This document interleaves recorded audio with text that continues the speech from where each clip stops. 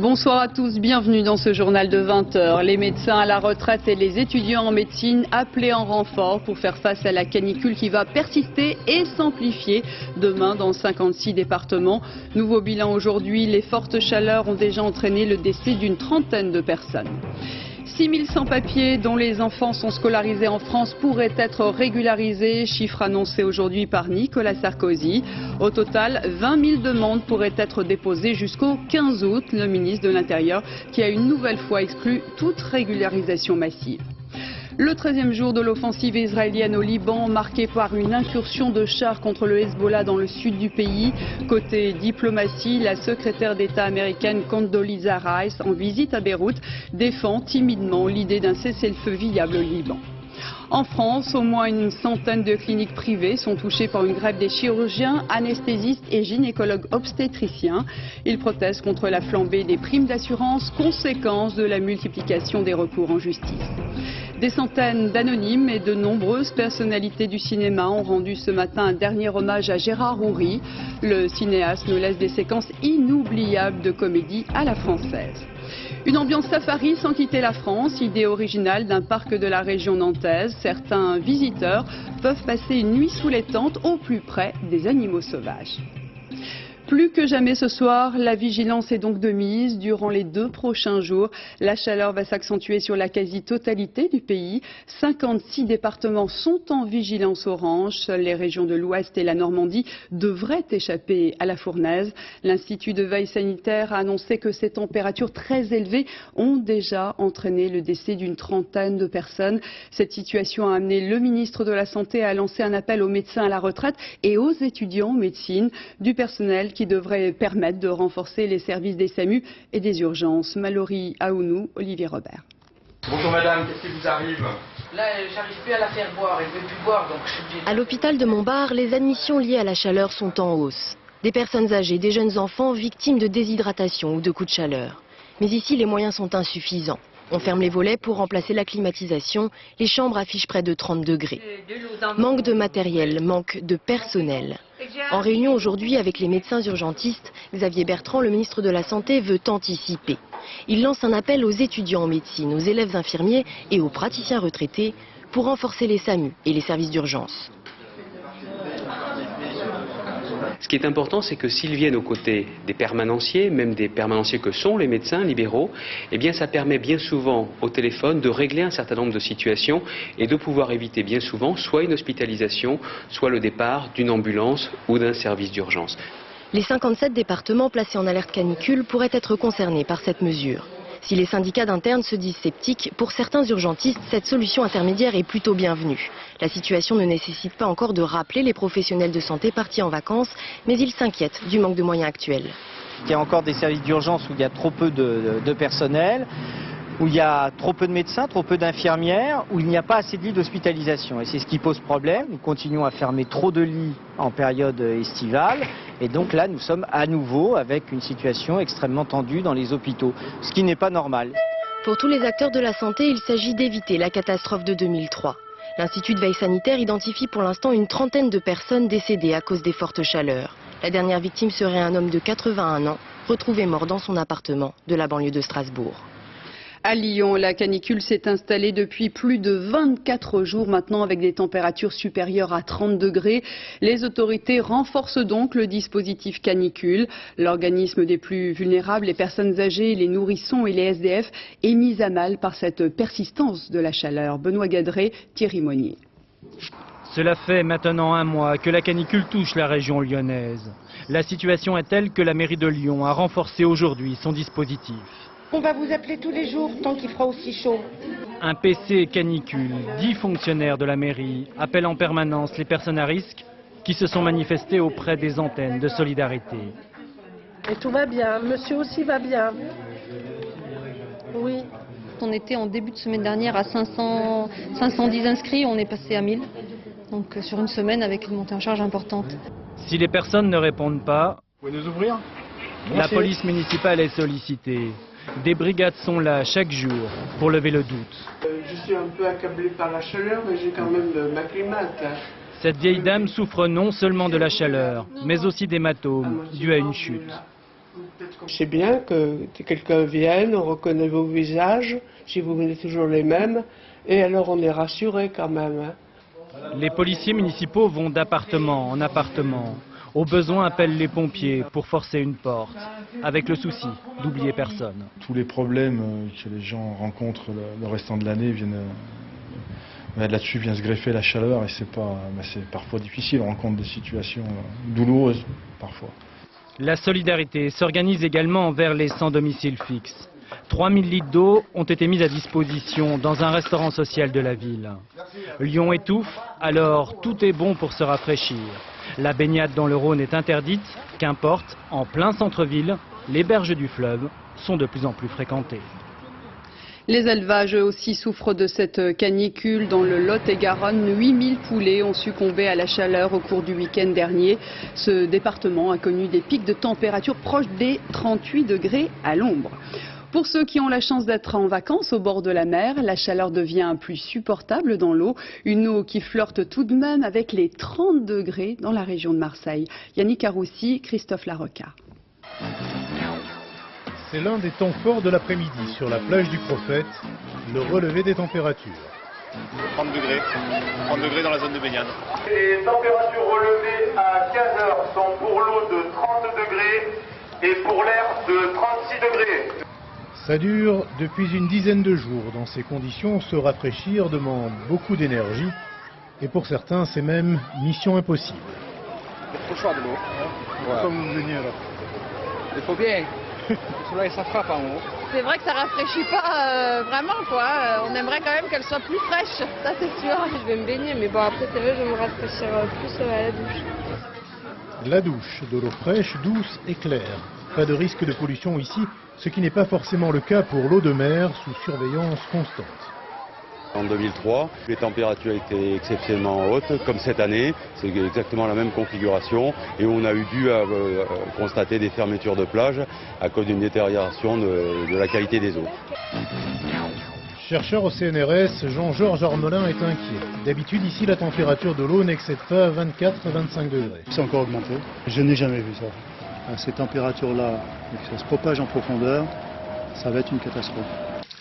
Les premiers organismes touchés seraient les gorgones et les coraux, qui avaient déjà connu en 1999 une hécatombe. On avait relevé à l'époque 24 degrés à 60 mètres de profondeur au mois d'octobre. La troisième semaine, c'est donc toute l'Europe qui souffre de ces grosses chaleurs, des températures élevées et un temps sec qui ont favorisé, vous le voyez, le départ de feux très importants en Slovénie. Des centaines de pompiers, des hélicoptères militaires renforcés par des avions italiens combattent depuis 4 jours les incendies. Et puis en Pologne, cette fois, les autorités parlent de sécheresse dramatique. La récolte de céréales devrait baisser d'au moins 20%.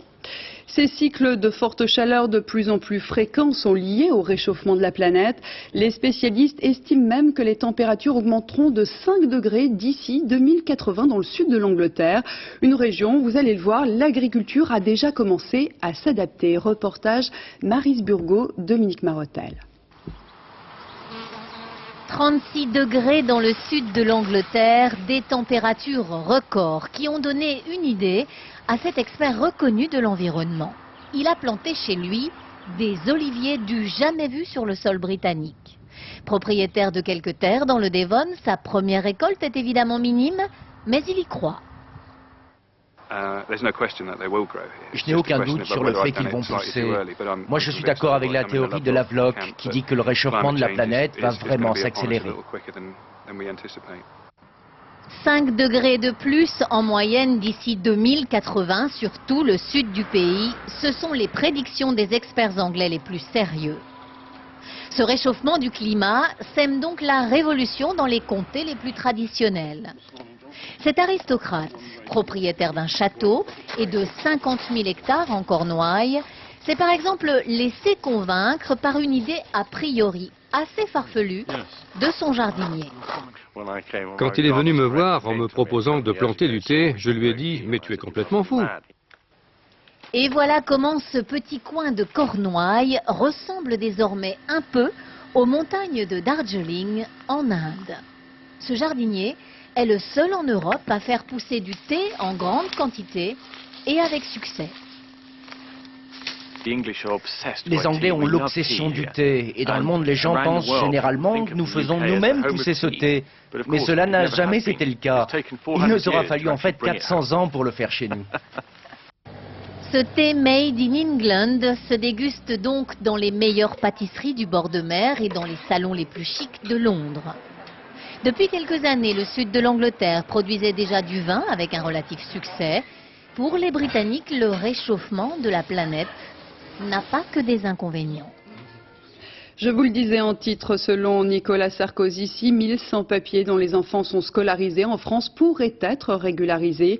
Il estime donc que 30% des demandes pourraient être satisfaites. Chiffre critiqué ce soir par l'opposition. Stéphane Bretner, Guillaume Michel. Bon, mesdames et messieurs, quand Nicolas Sarkozy décide de reprendre les choses en main, cela donne une conférence de presse solennelle avec beaucoup de journalistes. Le dossier de la régularisation des sans-papiers devenant un sujet de polémique et très politique, le ministre a choisi de donner des chiffres. En tout, 20 000 demandes de régularisation devraient être déposées par des parents sans-papiers dont les enfants vont à l'école. 6 000 pourraient être satisfaites, prévoit le ministère. Pour les autres, que les choses soient très claires. Si on a des papiers, on a vocation à rester en France. Si on n'a pas de papiers, on a vocation à être accompagné chez soi. À croire que le ministère de l'Intérieur est le dernier endroit à la mode pour parler immigration, voilà Philippe de Villiers qui s'invite dans le débat. Devant les grilles de la place Beauvau, il fustige un Nicolas Sarkozy de gauche. Je lui demande de ne plus céder aux injonctions de la gauche, aux ordres du politiquement correct de Jack Lang, pour mettre fin et tourner le dos à 30 ans de laxisme socialiste en matière migratoire. Et juste après, c'est justement Jack Lang qui vient porter la parole socialiste. Au PS, on parle de 40 000 personnes à régulariser, pas 6 000. La situation telle qu'elle est aujourd'hui témoigne d'abord de la part du ministère de l'Intérieur et de son ministre d'une méthode de bricolage, d'improvisation et d'amateurisme assez étonnante. À la CIMAD, association d'aide aux immigrés clandestins, on pense que les chiffres du ministère sont loin de la réalité. Il y a un certain nombre de personnes, de familles, qui n'ont pas osé se rendre en préfecture parce qu'elles se pensaient exclues du champ d'application de la circulaire et qu'elles ne souhaitaient pas se faire prendre le risque de se faire interpeller. Les sans-papiers ont jusqu'à la mi-août pour faire leur demande de régularisation. Les chiffres définitifs ne seront pas connus avant la fin de l'année. Oui, jusqu'à la mi-août, plusieurs milliers de familles vont donc vivre dans l'angoisse d'une éventuelle expulsion. Nous avons rencontré l'une d'entre elles. Il s'agit d'une famille algérienne arrivée en France il y a 2 ans et dont la fillette est scolarisée en maternelle. Benoît Bringer, Valérie Labonne. Mohamed Aïdzaï est arrivé d'Algérie il y a près de 2 ans. Wissam, la plus grande de ses 2 filles, est scolarisée en maternelle. La famille est hébergée par des parents d'élèves en attendant que son dossier ne soit traité. L'estimation de 30% de régularisation annoncée ce matin par Nicolas Sarkozy, ils ne la comprennent pas. Si elle a des copines qui vont être régularisées et ma fille elle va pas être régularisée, c'est pas normal. Ils ont fait même école, même année. Mohamed Aïdzaï ne croit plus beaucoup en ses chances. La circulaire du 13 juin dernier fixe certains critères. Une durée minimale passée sur le territoire, l'attitude des parents quant à l'éducation des enfants, ainsi que la volonté d'intégration. Le critère qui pose problème pour cette famille est la durée. Wissam est scolarisé depuis 20 mois, 24 sont exigés. Je comprends pas, moi déjà, elle s'est intégrée ici, vous comprenez? Comment après en Algérie, mais c'est pas normal ça. Même réaction pour ce jeune Chinois. Il est scolarisé en France depuis 6 ans. Il doit rentrer en première, option commerce international. Mais il est majeur et ne devrait donc pas faire partie des 5 à 6 000 régularisations prévues par le ministre de l'Intérieur. Ça m'inquiète pour l'an prochain, pour mes études, pour après. Je ne serai pas régularisé, ça va être difficile de passer mon bac. Et si on est retour en Chine, mais la vie c'est encore très très dur pour nous. Son rendez-vous à la préfecture est prévu pour le 9 août prochain. Il devrait savoir avant le début du mois de septembre s'il pourra reprendre le lycée à la rentrée. Ce lundi marque le 13e jour de l'offensive israélienne au Liban, une journée marquée par une incursion de chars contre le Hezbollah dans le sud du pays. À la frontière israélo-libanaise, les combats se poursuivent donc. 2 militaires israéliens sont morts. Il s'agit du pilote et du copilote d'un hélicoptère. Charles Anderlin, Mossi Arman. Un hélicoptère de combat vient de s'écraser quelque part près de la frontière. Le rotor s'en était détaché. Les munitions, les missiles transportés par l'appareil explosent. Les secours arrivent sur place très vite. Le second hélicoptère survole le site du crash pour voir si le pilote et le copilote ont survécu, mais la destruction est totale. On ne connaît pas l'origine de l'accident. Il s'agissait d'un hélicoptère Apache. Ces engins apportent un soutien au sol aux troupes qui combattent le Hezbollah au sud Liban. Sur le terrain, les Israéliens progressent lentement. Les miliciens chiites résistent. 13 soldats ont été blessés aujourd'hui lors de la bataille pour Binch Beil, un village devenu une place forte du Hezbollah qui continue de lancer des roquettes sur le territoire israélien. Les services de sécurité ont compté pas moins de 80 impacts aujourd'hui, en fin d'après-midi. Il y a une cinquantaine de blessés, dont 2 sérieusement atteints. Cela sans parler des incendies déclenchés un peu partout par les Katyusha.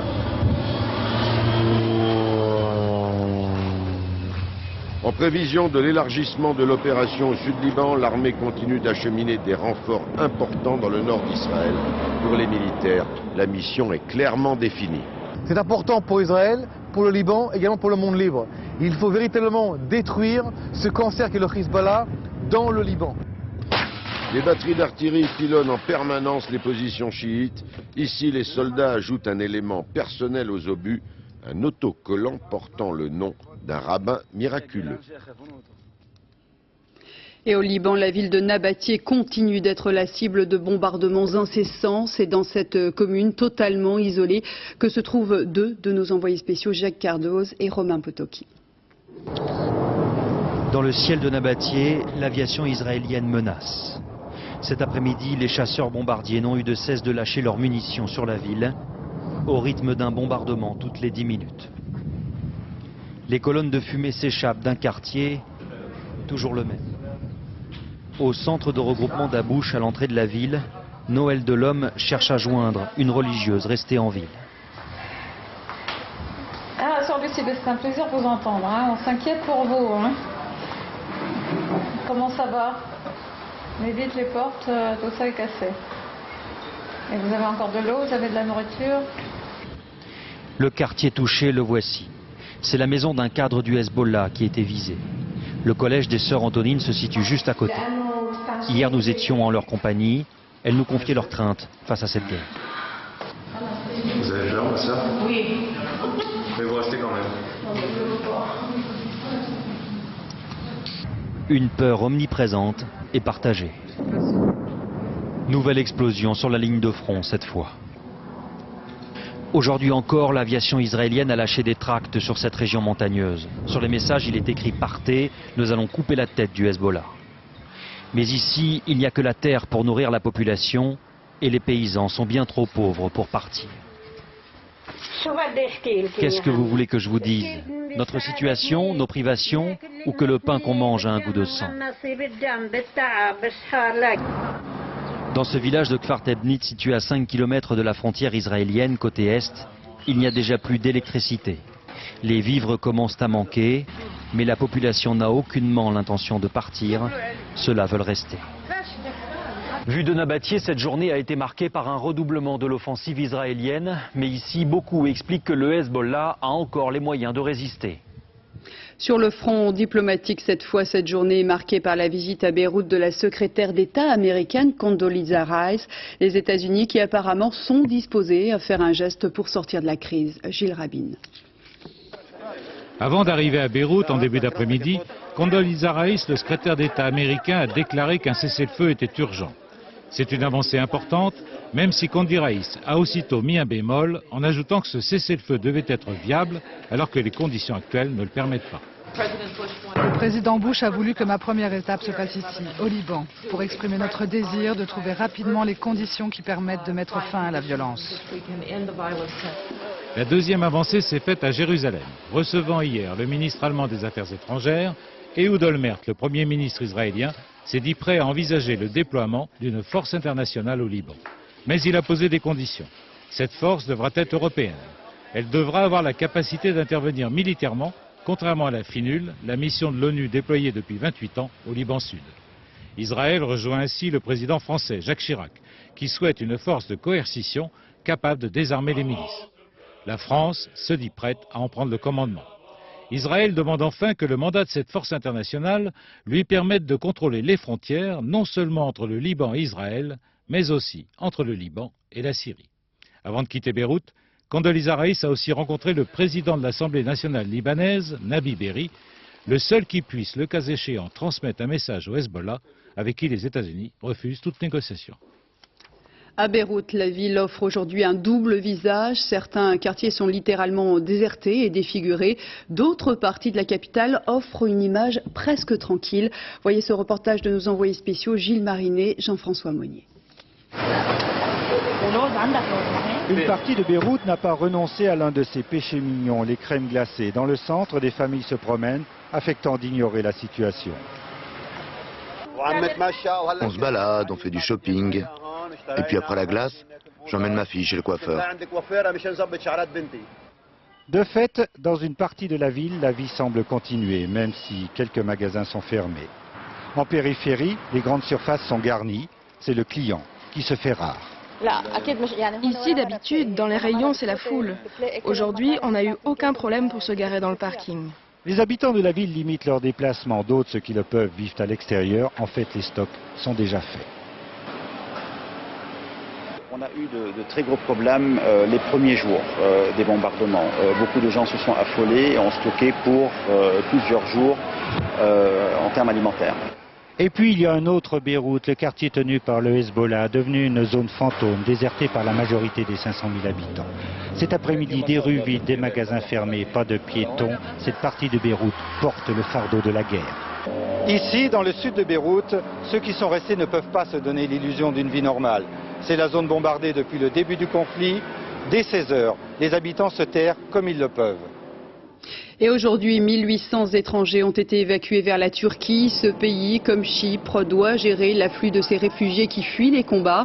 Le gouvernement turc y a affrété un ferry chargé d'aller chercher 1200 de ses ressortissants encore présents au Liban. Depuis 13 jours, plus de 4000 Français ont déjà quitté le pays. Certains sont rentrés en France depuis une semaine. Rencontre avec une famille qui était en vacances au Liban et qui vit douloureusement ce retour. Christelle Bertrand, Sylvain Lepetit, Daniel Lévy.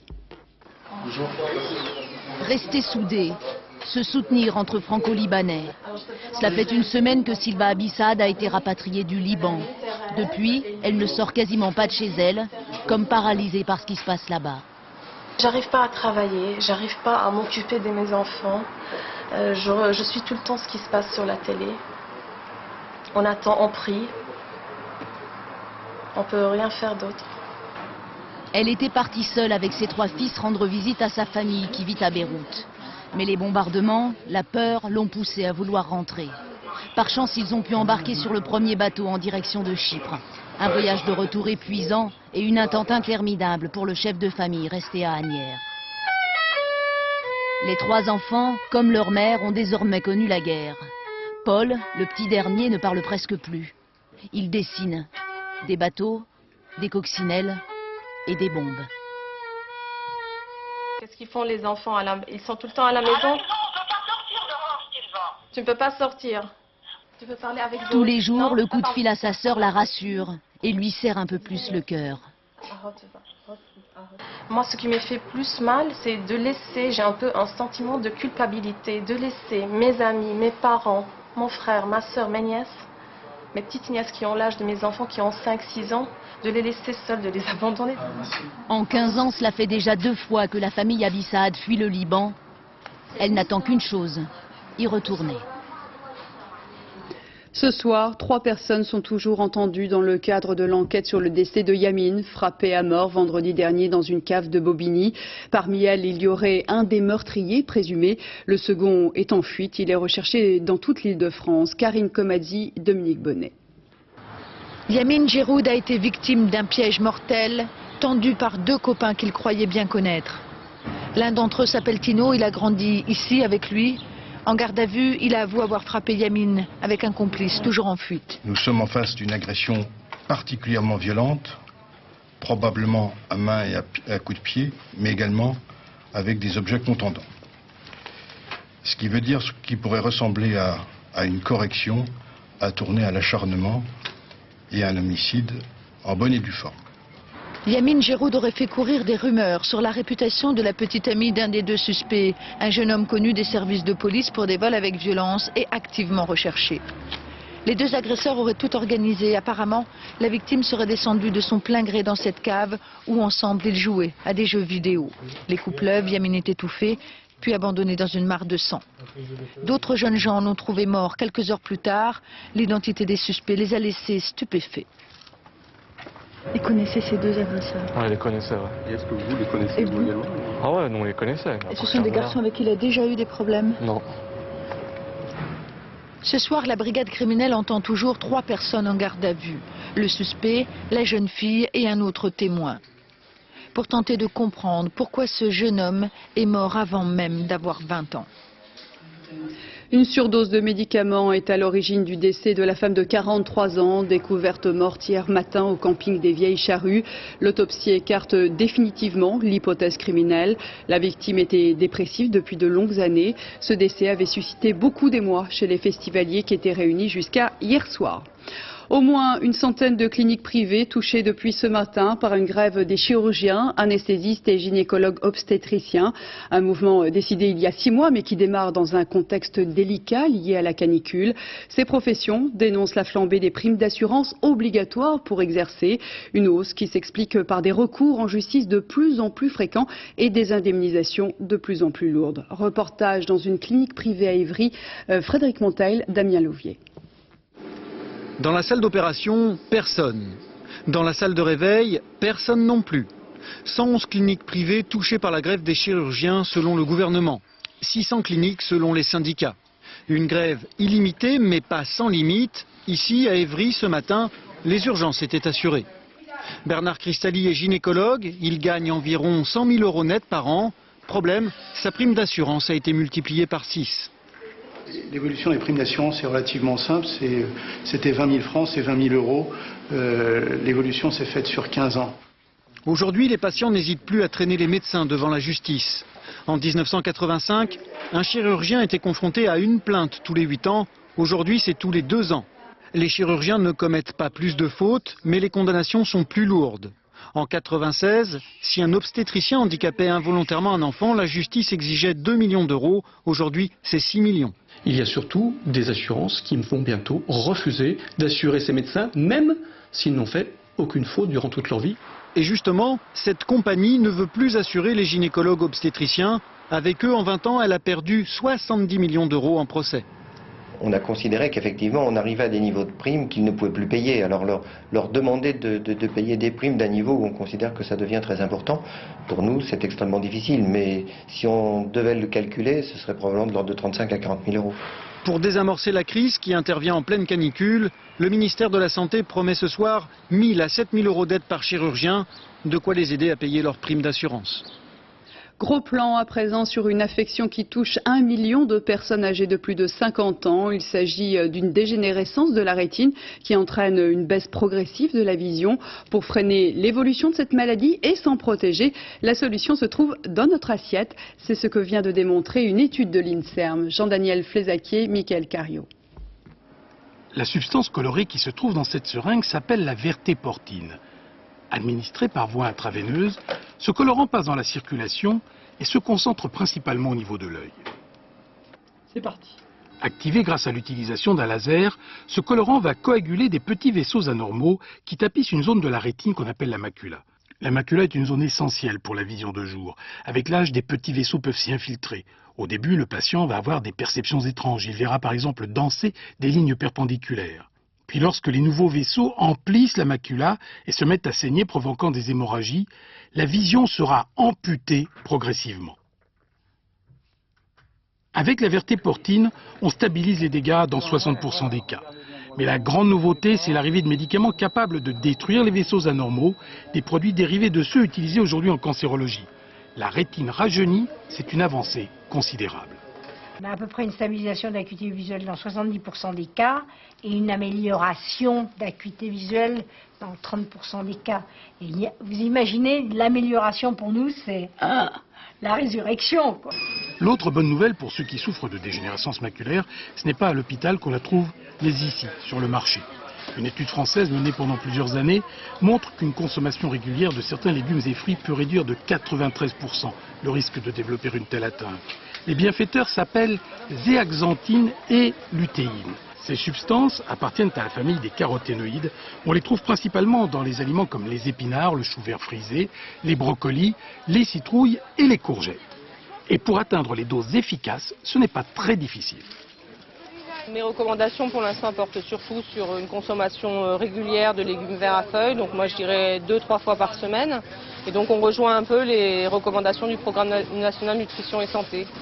Pour garder une bonne vue, consommer des légumes verts est donc une pratique qui porte ses fruits. Dormir sous des tentes au milieu des animaux sauvages, c'est l'idée originale lancée par un parc animalier près de Nantes. En fin de journée, après la fermeture des portes, certains visiteurs peuvent s'offrir une ambiance safari sans quitter la France. Romuald Bonan, Michel Hiver. À vive allure dans leur camion tout-terrain, ces aventuriers en herbe espèrent bien le retrouver dans la savane, l'approcher dans son repère. Et puis tout à coup, l'animal le plus rapide de la planète se laisse entrevoir. Le guépard les hypnotise. Un gros chien avec des taches noires et puis jaunes avec des rayures noires sur près des yeux.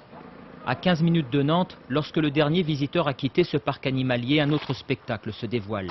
Accompagné d'un guide, cette poignée de touristes privilégiés peuvent alors suivre les gnous ou les kobas croissants, et puis accompagner au plus près les antilopes ou les lions qui regagnent leur habitat nocturne, la magie africaine, le temps d'un safari en miniature. Ça me donne encore plus envie d'aller en Afrique, les voir vraiment en réserve, dans les réserves naturelles. C'est magnifique, quoi. C'est le plus beau cadeau d'anniversaire que je peux avoir. C'est le top. Là, regardez, là, il y a les zèbres et il y a les gnous qui sont juste au-dessus. Donc là, on est en Afrique. Quand le soleil se couche, le bivouac s'installe sous les tentes confort 4 étoiles au milieu des gazelles et des zèbres. Puis reste le meilleur, l'atmosphère de la nuit avec le repas et la veillée, entrecoupée par la présence invisible des loups. On essaye d'abord de parler de la sauvegarde des animaux en général, de leur avenir, de ce qu'amène et ce que retire l'homme par rapport au milieu sauvage animalier. Des émotions jusqu'au petit matin, lorsque les zèbres viennent se rafraîchir au pied du campement. Avec calme, tranquillité, sérénité. Mais c'est extraordinaire de voir les animaux comme ça. Pour une centaine d'euros et sans prendre l'avion, une porte entrouverte sur l'horizon africain. À présent, ces images insolites liées à la chaleur, c'est en Suisse, près de Lausanne, où une vache et son veau se sont retrouvés, vous le voyez, dans une piscine. L'histoire ne dit pas comment ils se sont mis à l'eau. En tout cas, les pompiers et la police ont dû employer les grands moyens pour les élitreiller. Le propriétaire des animaux a promis d'indemniser pour tous les dommages éventuels. Voilà, un petit bain rafraîchissant. La victoire hier de l'Américain Floyd Landis dans le Tour de France a eu un écho tout particulier dans le petit village de Farmersville, en Pennsylvanie. C'est dans cette commune d'à peine 200 habitants que le coureur a grandi, éduqué selon la doctrine ménoniste, une doctrine qui rejette toute forme de modernité à la façon des Amish. Nathalie de Rinxin. 6 jours de fête à Farmersville, le village natal de Floyd Landis. Ici, la majorité des habitants sont des protestants ménonites. Ils refusent toute influence de la modernité. Le vélo est le moyen de transport le plus utilisé. Dimanche, monsieur et madame Landis n'ont pas assisté au triomphe de leur fils sur les Champs-Élysées, parce qu'ils n'ont pas la télévision et parce que c'était l'heure de la messe. La religion a une place importante dans leur vie. D'ailleurs, sitôt la victoire de Floyd connue, c'est Dieu qui le remercie. Dans la vie, il n'y a rien que nous décidions. Floyd avait un but, mais c'est à Dieu que revient la gloire de sa réussite. C'est sur cette route que le jeune Floyd a appris à faire du vélo, contre l'avis de son père, qui s'évertuait à lui trouver d'autres tâches ménagères. Ces derniers jours, Floyd Landis roulait sur un vélo que les spécialistes comparent à une Porsche, un bijou de technologie, qu'auraient sans doute renié ses parents il y a quelques années. L'éducation ménonite est très stricte. Quand vous étiez petit, Floyd, vous ne regardiez pas le Tour de France à la télé? Non, je n'avais pas la télé. Vous savez, j'ai grandi dans une famille très religieuse et on avait une vie vraiment très simple. Landis, en jaune sur les champs, beaucoup ont douté. Les Ménonites de Pennsylvanie, eux, n'ont jamais cessé d'y croire. Dans les images sportives du week-end, on retiendra aussi celle de Tiger Woods en larmes, moment d'émotion pour l'Américain qui a remporté hier son 3e Open de golf de Grande-Bretagne.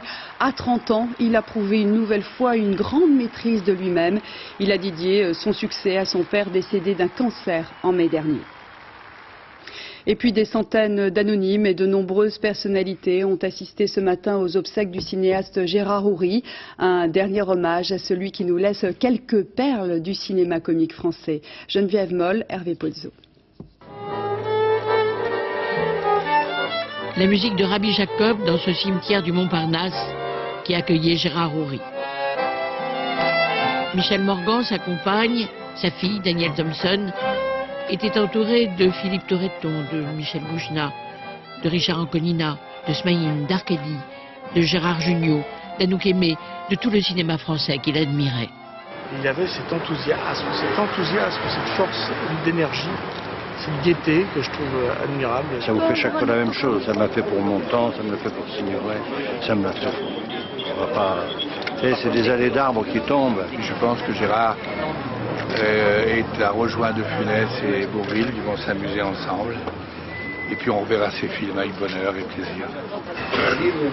Après les hommages de son ami le grand rabbin Josie Heisenberg et du Premier ministre Dominique de Villepin, en présence de Renaud Denelieu de Vabre et de Jack Lang, mêlés aux amis, Gérard Houry a été inhumé au son de la musique tzigane, tout près de Jean Bolsart et de Simone de Beauvoir. Voilà, c'est la fin de ce journal. Merci à vous de l'avoir suivi. Tout de suite, la météo, Valérie Alexandre, 20h50 et pour quelques dollars de plus avec Clint Eastwood. Excellente soirée sur France 2, à demain 20h.